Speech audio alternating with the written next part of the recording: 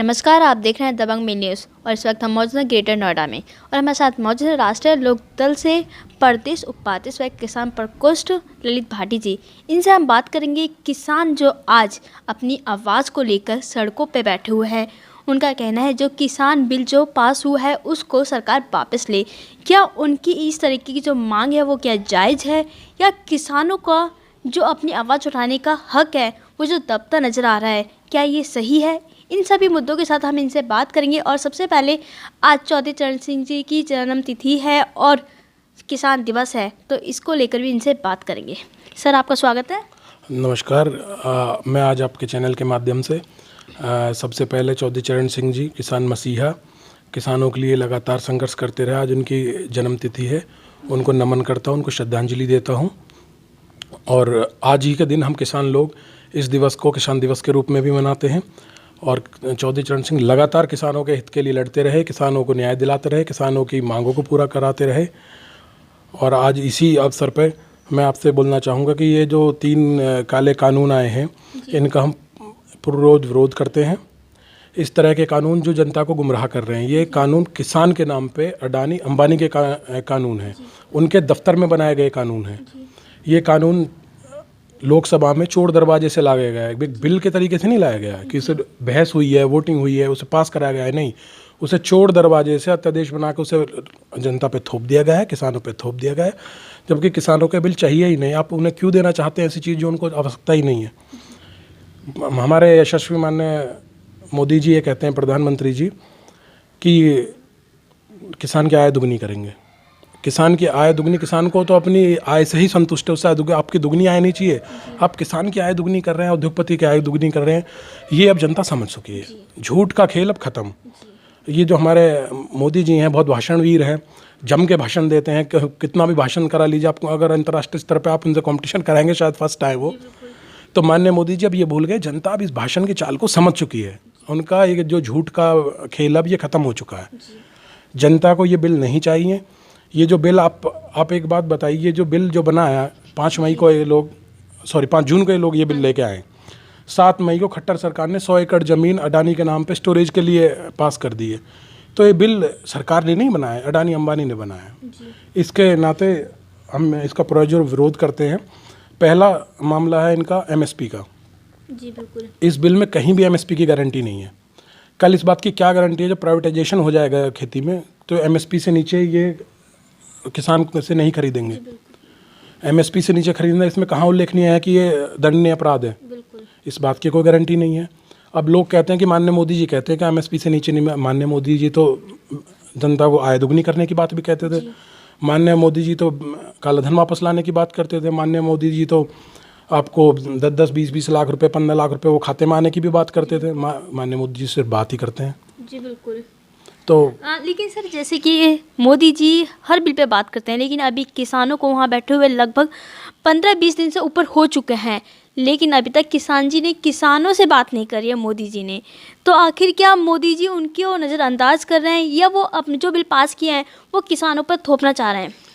देखिए, बात ना करने का कारण, छुपने का कारण है कहीं ना कहीं सरकार की मंशा गलत है, सरकार के मन में चोर है। अगर सरकार स्पष्ट है अपनी नीति को लेके, अगर सरकार स्पष्ट है अपनी बात को लेके, तो उसे समझाए। कहाँ सरकार कहती है कि उनको अपोजिशन ने गुमराह किया हुआ है, तो सरकार फ्रंट फुट पे आके बैठे, धरने स्थल पे पहुँचे, लोगों को समझाए। कृषि मंत्री वहाँ पहुँचे, हम मिनिस्टर वहाँ पहुँचे, माननीय प्रधानमंत्री जी की कुछ गरिमा मर्यादा, अगर वो वहाँ नहीं जाना चाहते तो तमाम बीजेपी के लोग हैं वो वहाँ पहुँचे, उन्हें समझाएं कहाँ वो गुमराह है, एक एक बिंदु इसका समझाएं, किस किस चीज़ से तकलीफ़ है किसान को वो पूछें। तो अगर सरकार के मन में चोर नहीं होता, उनकी मंशा गलत नहीं होती, तो सरकार इस तरीके से छुप नहीं रही होती। ललित सर, सभी बॉर्डर पे देखा गया है, एक तरफ जो सरकार के द्वारा लगाई गई पुलिस प्रशासन, दूसरी तरफ किसान जो अपनी आवाज़ के लिए बैठे हैं, देखिए उनकी आवाज़ दबाई जा रही है। तो क्या किसान यूं ही बैठ के अपनी आवाज़ के लिए जो लड़ रहे हैं तो यूं ही लड़ते रहेंगे या किसान की जो आवाज़ है उसकी तरफ सरकार का ध्यान जाएगा? देखिए, किसान का इस बार नज़रिया बिल्कुल साफ है। जब तक सरकार ये बैकफुट पे नहीं आएगी, इन बिल को वापस नहीं करेगी, किसान धरने से नहीं उठेगा। इस बार किसान समय सीमा लेके धरने पे नहीं बैठा है। किसान इस बार अपनी हक के लिए बैठा हुआ है, अपनी ज़मीन के लिए बैठा हुआ है। किसान इस बार पीछे नहीं हटने वाला है, कोई समय सीमा नहीं है। किसान मजबूती से बैठा रहेगा, चाहे कितना भी समय लगे। अभी तो 10-20 दिन हुए, अब यहीं ये नया वर्ष भी मनाएंगे, यहीं अगर सरकार ने बातें नहीं मानी तो होली भी यहीं मनेगी। हम लोग सड़कों पे बैठे रहेंगे, किसान हैं, हम लोग भी किसान के बेटे हैं, हम भी लगातार किसान धरने के समर्थन में और हम वही मजबूती के साथ किसान के साथ बैठे जब तक सरकार आके इनकी मांगे नहीं सुनती है, उस पर काम नहीं करती है, काले तीनों कानून वापस नहीं लिए जाते, किसान नहीं हटेगा इस बार। ललित सर, इस बिल को लेके सरकार की तरफ से ये कहा गया कि चाहे लिखित में ले लीजिए एमएसपी, और कई बार किसानों के कई जत्थे जो हैं बात करने के लिए बुलाई भी गई, लेकिन निष्कर्ष अभी तक कोई निकला नहीं। क्या लगता है कि आगे किसी बात का निष्कर्ष निकलेगा, या किसान की जो आवाज़ है वो यूं ही दब जाएगी?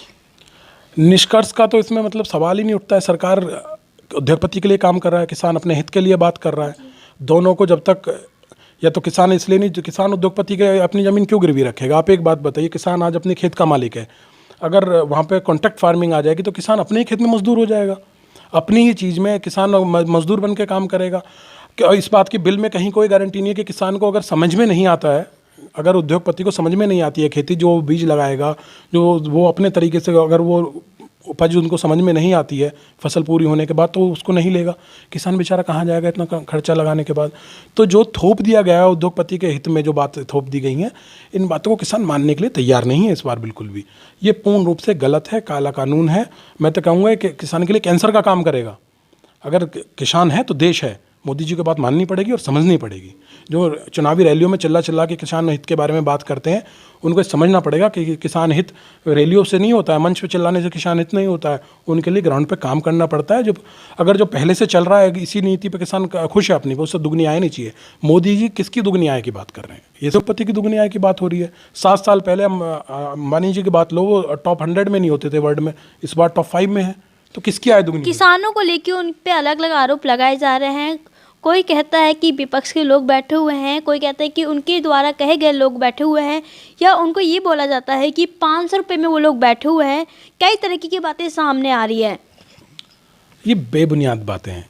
जब सरकार हर मोर्चे पे इस बार फेल होती दिख रही है, सरकार को ये बात समझ में आ गई है किसान के लिए तुम बहकाने के लिए जो एक काला कानून लाए उसको वो समझ चुका है, तो अनर्गल आरोप लगा रहे हैं सरकार। इससे कोई तथ्य नहीं। किसान अब एजुकेटेड हो गया है। अब किसान ना तो वो सीधा भोला भाला किसान पहले वाला है, अब किसान का बच्चा पढ़ा लिखा है, किसान पढ़ा लिखा है, सब चीज़ अपना भला बुरा समझता है। वो किसी के बहकावे में आने वाला नहीं है। किसान देश का अन्नदाता है, सदा से देश को पाला है किसान ने। किसान खुद में अपने आप में समझदार है, अपनी मर्जी से, अपनी सहमति से किसान वहाँ बैठा है और बाकी सब लोग उसका सहयोग दे रहे हैं। किसान शांतिपूर्वक धरना प्रदर्शन कर रहे हैं, अपनी आवाज़ उठा रहे हैं, लेकिन उन पे लाठीचार्ज होता है और जो सर्द रात में उनको भगाने की कोशिश भी की जाती है। देखिए, ये जुल्म की, ये तानाशाही की निशानियां हैं।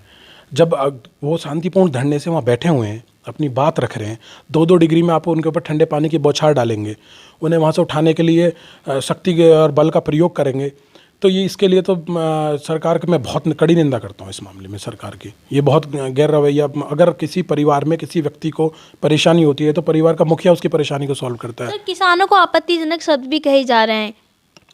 ये सब जो IT सेल है ना मोदी जी वाला, वो सब उनका कारनामा है कि किसान को गलत दिखाया जाए। जनता की नज़र में जो देश देख रहा है, पूरा देश आज किसान के साथ खड़ा है। बीजेपी विरोधी माहौल देश में बन चुका है, तो उस माहौल को बचाने के लिए कुछ चंद लोग हैं, इन लोगों के ट्विटर मीडिया फेसबुक के माध्यम से ये सब काम करते रहते हैं। क्या लगता है कि सरकार को झुकना पड़ेगा किसानों का आगे? किसान का मुद्दा सरकार को झुकाने या उठाने का नहीं है। किसान का मुद्दा अपने हित के लिए लड़ाई लड़ने का। वो अपने हित के लिए लड़ाई लड़ रहा है और किसान लड़ता रहेगा। और सरकार को एक दिन ये बात माननी पड़ेगी कि किसान सही है, किसान को जो चाहिए वो किसान उसी बात पे काम करेगा, उसी बिल पे काम करेगा या बिल में संशोधन करेगी सरकार। सर, आपका बहुत बहुत धन्यवाद। बहुत धन्यवाद।